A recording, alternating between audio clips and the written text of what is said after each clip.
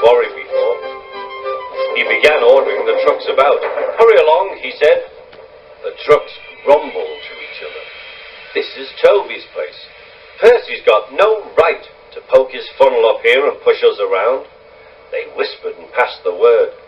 "Pay Percy out! Pay Percy out!" "Come along," puffed Percy. "No nonsense." "We'll give him nonsense," giggled the trucks. But they followed so quietly that Percy thought they were under control.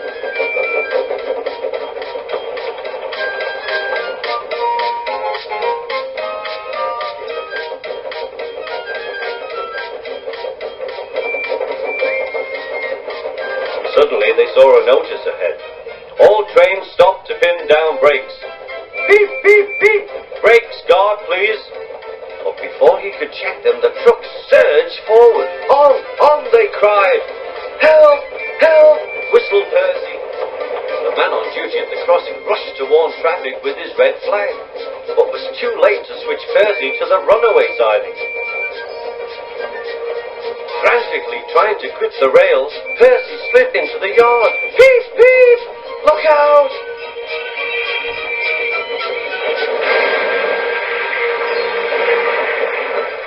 The brake van was in smithereens. Percy's driver and fireman had jumped clear, but Percy was stranded.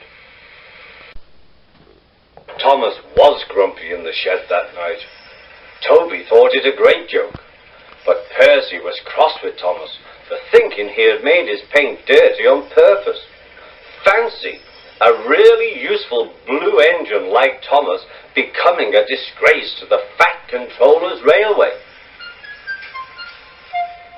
Next day, Thomas was feeling more cheerful as he watched Percy bring his trucks from the junction. The trucks were heavy and Percy was tired.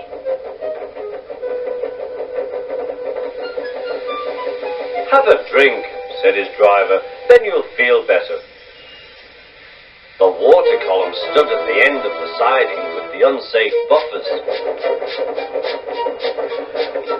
Suddenly, Percy found that he couldn't stop.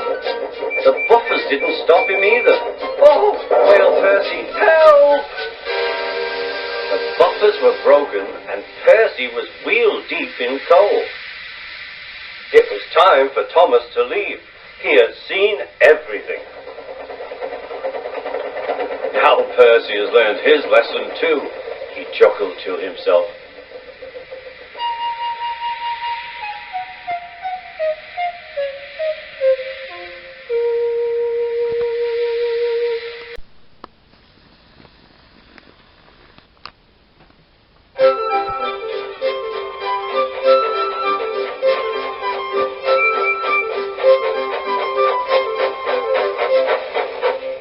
Thomas was looking at a board on the quay. "Danger! We mustn't go past it," he said. "That's orders." "Why?" "Danger means falling down something," said Thomas. "I went past danger once and fell down a mine." "I can't see a mine," said Percy. He didn't know that the foundations of the quay had sunk. The rails now sloped downward to the sea. "Stupid board," said Percy. Percy made a plan. One day he whispered to the trucks, "Will you give me a bump when we get to the quay?" The trucks had never been asked to bump an engine before. They giggled and chatted about it. "Driver doesn't know my plan," chuckled Percy. On, laughed the trucks. Percy thought they were helping. "I'll pretend to stop at the station, but the trucks will push me past the board.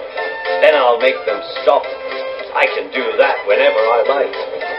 Every wise engine knows that you cannot trust trucks.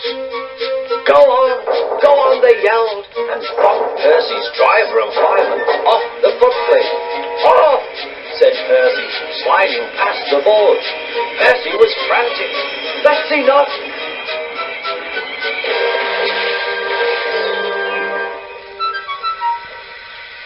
Percy was sunk.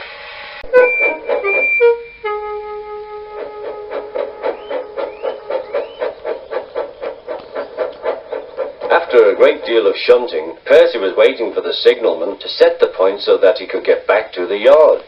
He was eager to work, but was being rather careless and not paying attention. Edward had warned Percy, "Be careful on the main line. Whistle to the signalman you are there." But Percy didn't remember to whistle, so the busy signalman forgot him. Percy waited and waited. The points were still against him, so he couldn't move. Then he looked along the main line. Peep, peep! He whistled in horror, for rushing straight towards him was Gordon with the express. "Oh!" groaned Gordon. "Get out of my way!"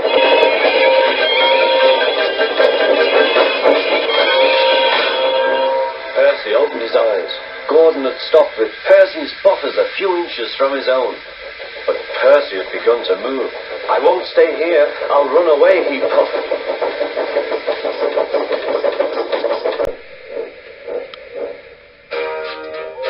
Percy is still cheaty because he is that sort of engine, but he is always most careful when he goes on the main line.